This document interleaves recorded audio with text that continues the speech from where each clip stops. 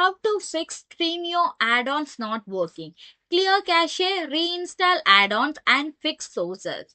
Fix 1. Check the basic. For that, you have to restart the Stremio completely by closing the app and reopening it.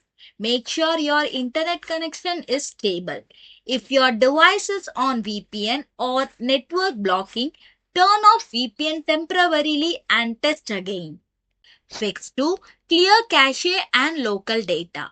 For that, you have to open Stremio, go to the setting, then there you have to find clear cache option. You have to tap on it and restart the Stremio.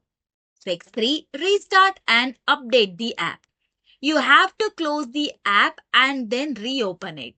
Visit the official Stremio website or the App Store to check for update. Using older version might be the reason why add-ons not work up or show up. Fix 4. Reinstall the problematic add-ons. You have to open the Stremio and then click on the puzzle icon to get the add-on section. Then find the add-ons which are not working. You just have to uninstall it.